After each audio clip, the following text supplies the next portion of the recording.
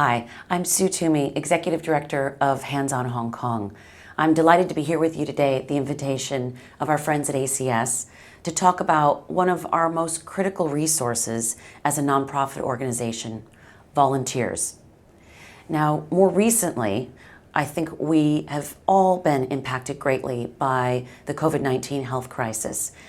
Difficulty running our programs, difficulty serving those that benefit from our programs, and difficulty in engaging volunteers.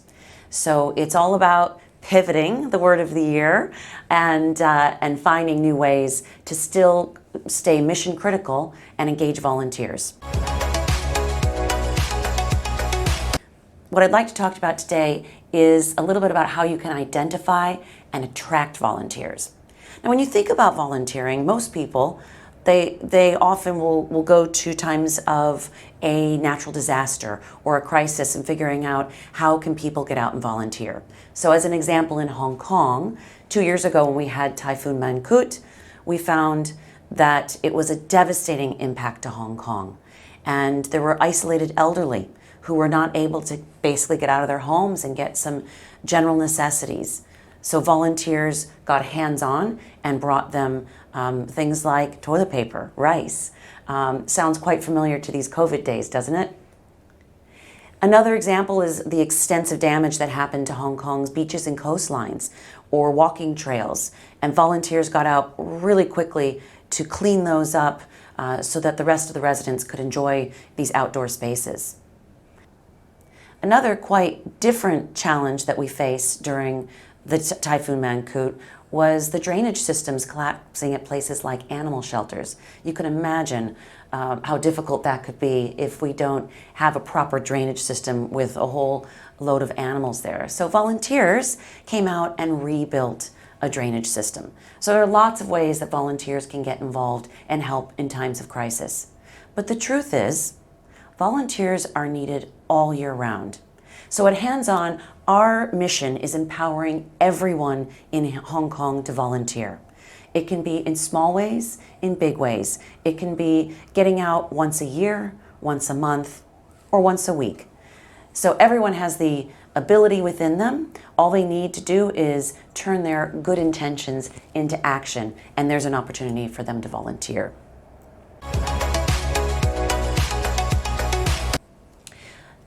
So just how many people are volunteering in Hong Kong, and why are they so important? Well, according to the Social Welfare Department's study, we had in 1 year more than 25.8 million hours of service in Hong Kong. That's a lot of people giving their time and talent to help others. So if we were going to put a dollar value to that, do you know that it's more than 4.8 billion Hong Kong dollars? So volunteering, while of course it originates from the heart, it's also really worth a lot in terms of dollar value. So let's look at the different types of volunteering that are out there. We tend to break them down into two categories. One, service programs. Those are the more hands-on activities. And capacity building programs. Those very similar to the ones that ACS runs for all of our nonprofit needs. So in the service program category, you have individuals and group. Individuals who might go out and deliver a hot meal to an elderly person. Or you might have a group of people going out to clean a beach.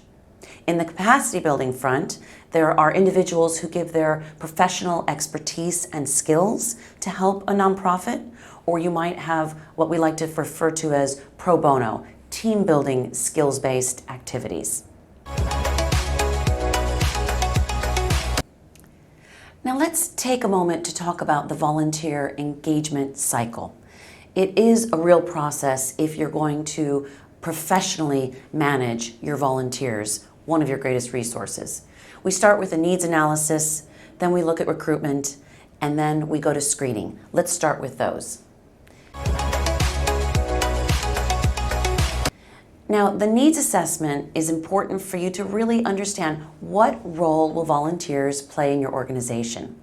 I would encourage you to get creative, open your mind, and really think through what are the manpower needs we have that a volunteer could fill? What are programs that would help the people we serve that volunteer manpower could help make possible or expand and make even larger? Just to share a few examples of these hands-on type of service programs that run are kindness walks with basic necessities distributed to the homeless, or beach cleanups, or homework help for refugee and asylum-seeking children, or hot meal preparation for elderly people, or going and helping out at an animal shelter. As you can see, there isn't one size fits all. There really are many different ways that you can leverage volunteer manpower to help in your own organization's program and manpower needs. And of course, in this year of COVID-19, we're all having to pivot, and we at Hands On have done the same. We reached out to our NGO partners to understand what is it that they would need during this time. Understandably, NGOs themselves are cautious about having volunteers come in, and volunteers are also a little concerned about going out when we're supposed to be social distancing. What we did learn by working with closely some of our elderly center partners is that they had needs for volunteers to be calling and checking on self-isolating elderly. So we've had volunteers making phone calls, checking in 2 to 3 times a week on people that otherwise might not have family members or anyone checking in on them. We had one elderly resident tell the social worker at the Partners Center that it was the first phone call he had had in weeks, thanks to the hands-on volunteers. Another way that people can volunteer while being remote is helping to refurbish computers, donated computers that can be given to low-income families and used during this virtual learning from school. And of course, there are so many people in Hong Kong who are not getting their basic needs met because they're self-isolating. It might be elderly with low mobility, it might be low-income families, it might be people with disabilities. So we have caring volunteers packing these packages that have food items, hygiene items, and safely dropping them at the doorstep of people in need.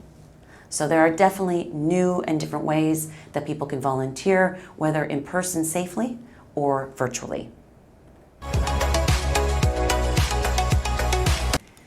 Now let's move on to recruiting volunteers. Where do you find these wonderfully caring people with helping hands?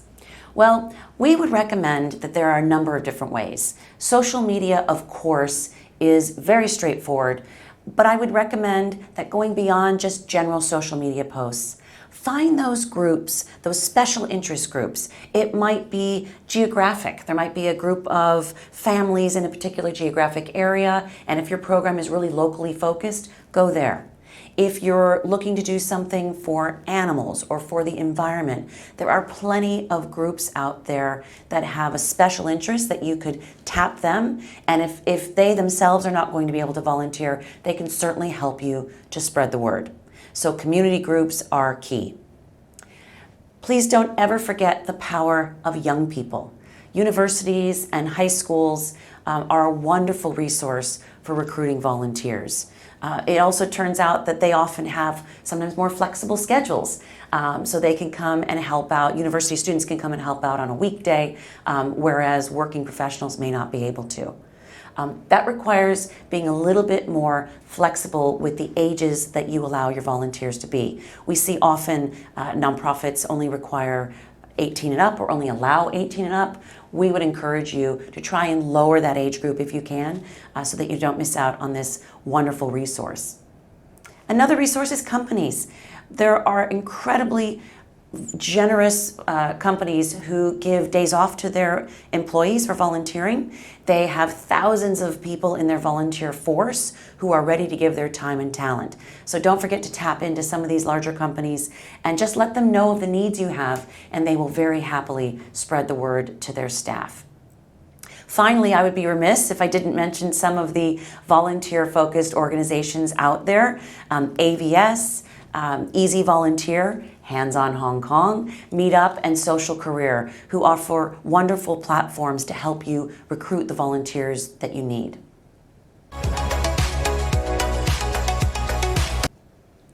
So now, let's just go over a few final tips as we wrap up the recruitment section. Number one, be as descriptive as you possibly can when you outline the volunteer role. People should really understand what it is that you're asking them to do. Don't forget to highlight the social need and the impact that volunteers will make. It's important that volunteers know that even if it's a small difference they're going to make, that they see that they will be helping you move the needle in some way. Mention the location. Geography can sometimes be a plus or a hindrance depending on where the activity may be. List precise timing. Let people know if they have to use English or Chinese, or if it doesn't matter, either way, make sure that they realize so that they are prepared. Show images and visuals of the activity. And we would encourage you to conduct an official onboarding of your volunteers so they know that you take them seriously and they'll take the activity seriously as well. Now, a few tips that we've added to this list since last year in the face of COVID are really understand the environment that you're operating in. If there's quarantining and social distancing, you're going to have to adapt and change the way you run your programs. Also, outline volunteer safety requirements. Hopefully, you're all taking safety and hygiene as seriously as your volunteers are, and let them know it. They'll feel a lot more comfortable coming to your program knowing that you're taking it seriously. Where possible, provide protective gear, masks or gloves or whatever's required to run your activity in a safe and hygienic way. And finally, don't forget to develop virtual opportunities. What we're finding at Hands-On is that some of the virtual programs that we're now running, we're going to continue running well beyond this health crisis, because we're finding that it's a new way to enable people to volunteer.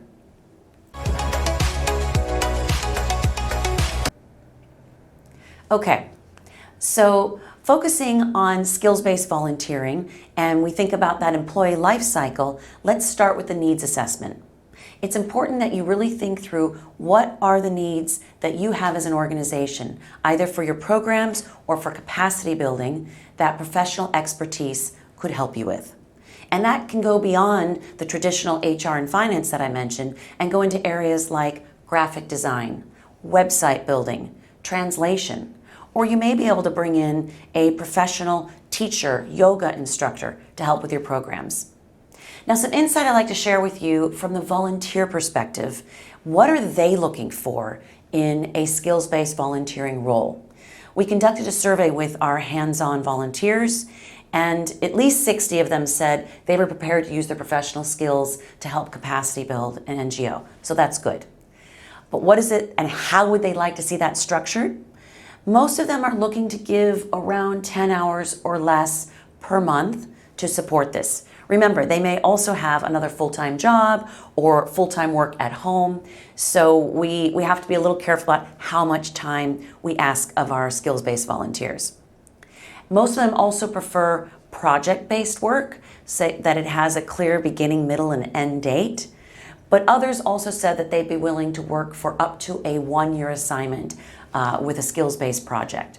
So that's a good message. People are out there willing and ready to take it on. I would say, so be creative in what you can use this manpower for, because the volunteers are out there. Where do you find them? Okay, in recruiting your skills-based volunteers, not entirely different from your service-based volunteers, leverage social media for sure. Of course, ACS, we would recommend them highly for this. They support hands-on all the time with skills-based volunteering. There are other sources out there too. To be inclusive here, we've got Chicago Booth, HKCSS, Local Motion, Recruit for Good, Transcend, Trust Law.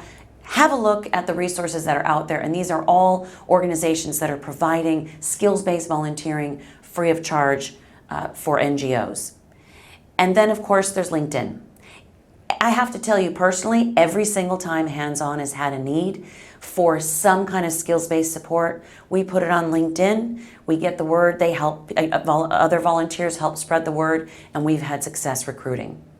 There's also professional organizations. So if you're looking for accountants, go out to CPA. If you're looking for marketing and PR professionals, go out to the professional PR group, or women in law if you're looking for legal support.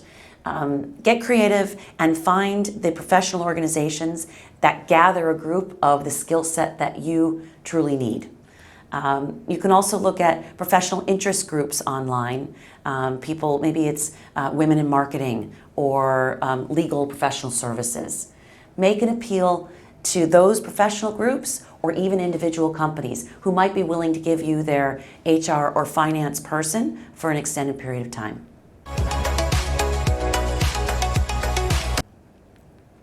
So some tips now to wrap up this section on skills-based volunteering. Number one, treat your skills-based volunteer and the process for finding, recruiting, and onboarding them the exact same way you would for one of your employees. Because let's face it, they're doing the work that a paid employee would be doing for you. Create a detailed job description, and really importantly here, outline the impact of the work they're doing.